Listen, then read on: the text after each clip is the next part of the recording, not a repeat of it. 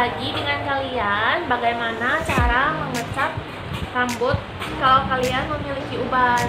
Nah, di zaman-zaman sekarang ini kan banyak nih anak-anak muda yang ubanan.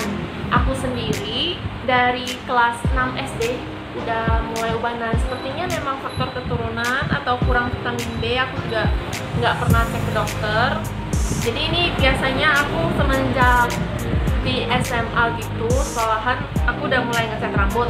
Tapi aku melakukan banyak kesalahan mulai pas pertama aku ngecat rambut. Itu rupanya kita nggak boleh pakai warna hitam. Itu pantangan berat banget untuk yang punya ubanan. Dan ini nggak semua orang tahu. Ini informasi yang sangat bagus untuk kalian.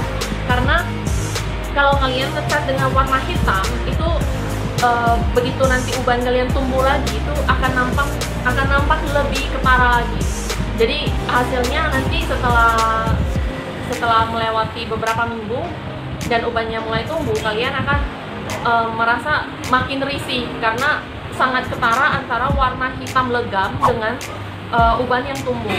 Nah, kalau aku sendiri, aku ini pakai yang warna coklat. Biasanya aku pakai L'Oreal. Kalau L'Oreal itu biasanya pakai yang nomor 4 atau nomor 5 coklatnya. Jangan pernah yang pakai yang nomor 1 sampai nomor 3. Itu nggak bagus banget buat nutup uban. Nggak rekomen banget. Sangat-sangat tidak rekomen. Dan tidak semua orang tahu. Ini berdasarkan pengalaman pribadi aku. Terus aku beberapa bulan sekali itu suka kadang ke salon. Dan aku biasanya ke Johnny Andrea untuk ngecat, untuk uban. Itu mereka biasanya ada pakai Shiseido nomor WB8. Nah, itu memang khusus untuk uban. Jadi nanti waktu uban kalian tumbuh kembali itu nggak ketara banget. Nah, kenapa sekarang ini aku ini ketara banget nampak ubannya? Karena aku udah lama nggak ngecat. Sepertinya udah 2 bulanan. Biasanya akan muncul uban kecil seperti ini di akarnya. Itu biasanya sebulan sekali aku perlu untuk sisip-sisip warnanya sendiri di rumah, atau kalau lagi rajin aku ke salon.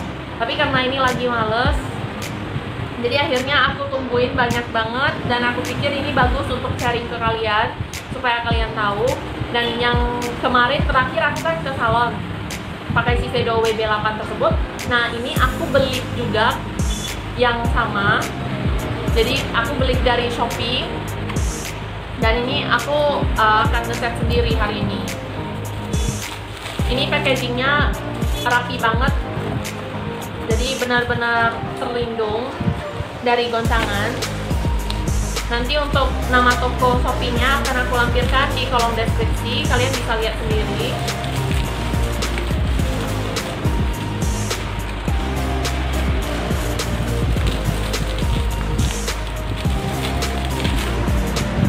Bentuknya seperti ini, WB8, dia Premier Enrich Shiseido. Ini di belakangnya semua tulisan Jepang, kita tidak akan ngerti. Nah, di dalamnya itu bentuknya seperti tube. Ini satu tube ini kalau cuma untuk sisip akar, aku biasanya bisa pakai untuk 4 sampai 5 kali. Bisa 4 sampai 5 kali, tapi kalau misalnya untuk keseluruhan satu rambut di salon biasanya perlu 1. Kalau pas rambut aku lagi panjang-panjangnya bisa perlu 1,5. Ini WB8 dan biasanya dibarengi dengan ini oksidan yang 6%.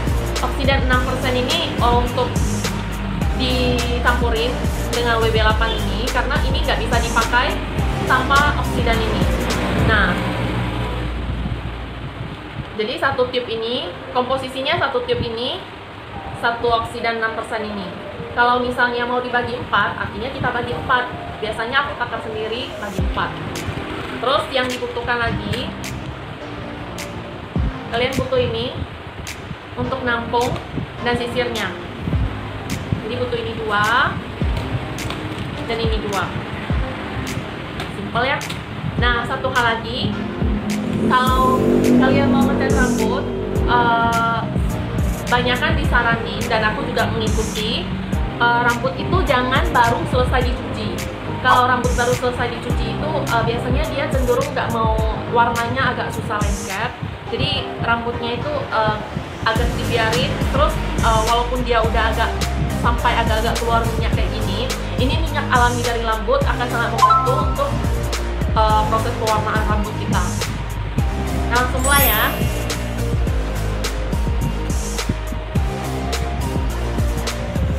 kasih disegel, kita cucuk pakai tutupnya, udah jebol, terus dituangin.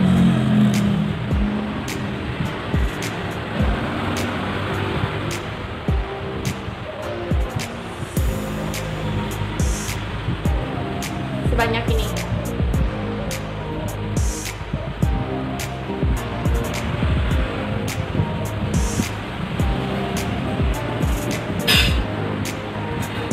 Tutup rapat kembali untuk menyimpannya.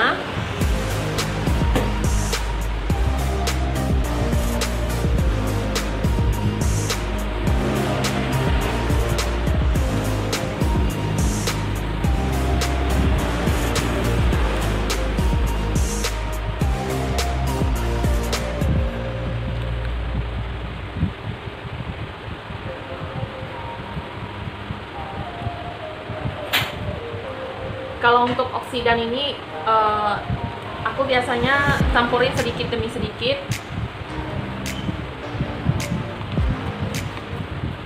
Jadi jangan sampai terlalu banyak juga oksidannya.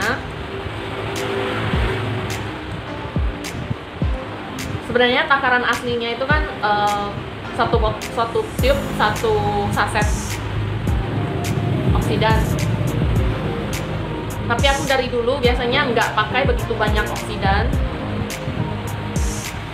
karena aku pernah dikasih tahu sama orang salon, katanya kalau oksidan tuh terlalu banyak nanti dia jadi terlalu encer, dan fungsinya untuk nutup uban tuh nanti jadi kurang maksimal.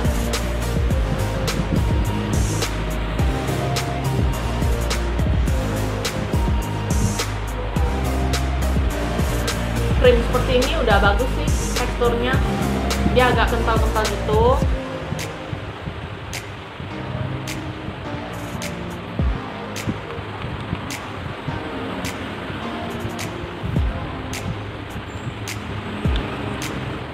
Sisa oksidan ini bisa kalian langsung lipat dan simpan, atau bisa juga kalian pindahin ke botol yang lebih aman dan tertutup. Pastiin harus tertutup ya, supaya dia nggak jadi kering. Setelah beberapa menit ini adonannya akan menjadi warnanya semakin gelap, udah menjadi agak kecoklat-coklatan, krem. Tadinya kan warnanya putih. Kalau udah berubah seperti ini udah bisa langsung di-apply ke rambut kita. Kita pakai dulu, dibelah dulu rambut yang biasanya kalian pakai. Kalau sehari-harinya kan aku belah samping ini. Nah, aku langsung apply dulu di atas ini, yang di bagian paling luar.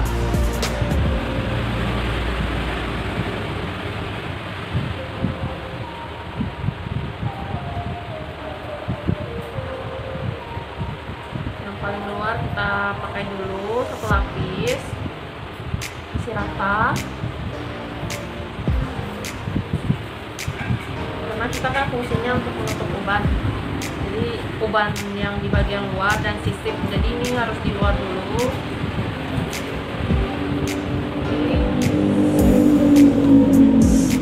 Terus baru aku akan mulai pisah. Saya bisa pakai sisir yang di sebelah sini. Buat seperti ini dan aku kesampingkan. Jadi ini kan udah di bagian dalam dan di sininya aku akan pakaiin, karena bagian dalam nggak begitu penting bagi aku, lebih penting di bagian luar, karena yang begitu nampak langsung pas kita ketemu orang itu kan di bagian luar. Jadi biasanya di bagian dalamnya aku seperlunya aja. Terus lanjut belain sedikit, terus ke sini. Pokoknya di garis-garisnya ini. Nah, lanjut.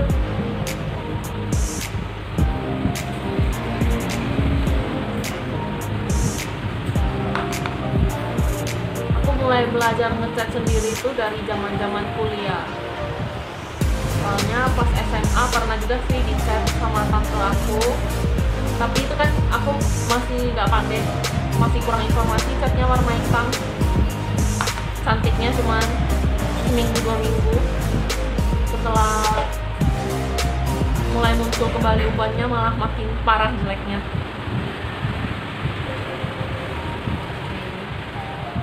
Terus yang di bagian sini banyak juga.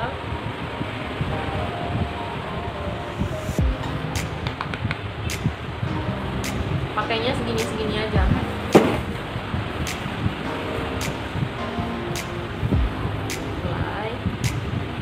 Kalau ngecat sendiri di rumah itu selain hemat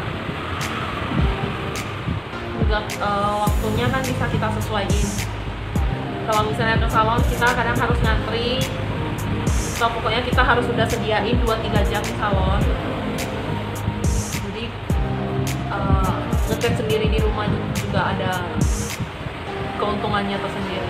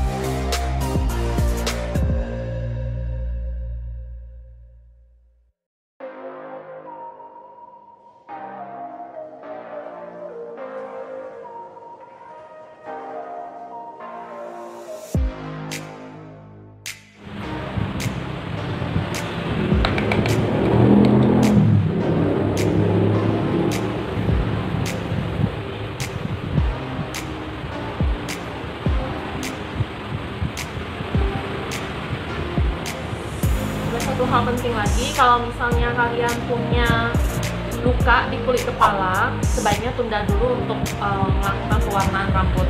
Karena biasanya karena ini kan bahan kimia, pewarna rambutnya itu nanti kalau kena ke luka tuh nanti bisa jadi kayak terbakar gitu sensasinya. Jadi bagusan kalian tunda dulu sampai luka di kulit kepalanya itu membaik, baru kalian lakuin. Ini aku udah almost done, udah mau siap. Rapi. Nanti ini akan didiamkan selama 1 jam. Setelah 1 jam kita cuci. Cucinya pakai sabun, sampo biasa juga nggak apa-apa. Yang penting bersih aja. Dan lebih disarankan dengan air hangat. Jadi untuk bahan-bahan kimia yang ada di sini ini, yang udah di rambut dan di kepala ini lebih gampang luntur untuk bahan kimianya. Jadi air hangat itu dianjurkan sekali. 1 jam kemudian. Jadi ini udah selesai aku cuci dan ini udah aku keringin juga, dan ini hasilnya. Udah nggak nampak lagi yang putih-putih,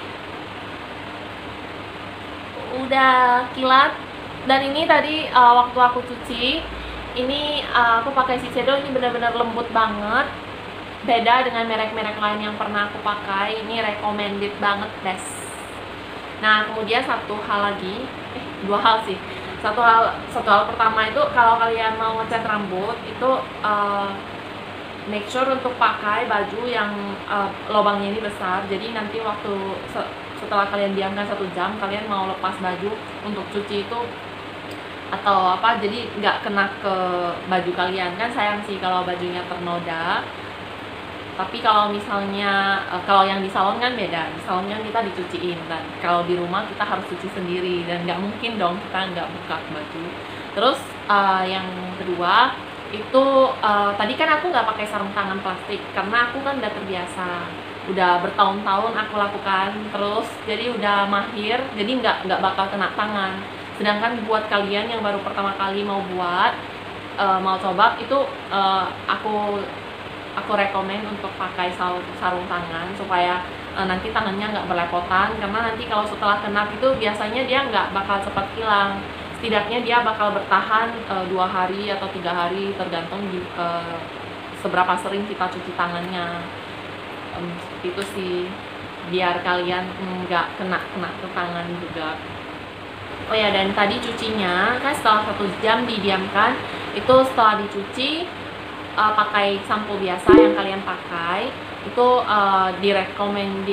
aku rekomendasi untuk pakai conditioner atau masker atau cream bath atau apapun yang bisa melembutkan di ujung, biar karena kan tuh waktu kalian siram itu kan dia kena ke air, kena ke bahan kimianya, kena ke ujung rambut juga, takutnya nanti itu rentan rusak. Jadi bagusan dirawat terus pakai itu. Kalau aku sendiri personal aku selalu pakai Macarizo, karena aku nggak beli yang botolan, aku pakai yang saset.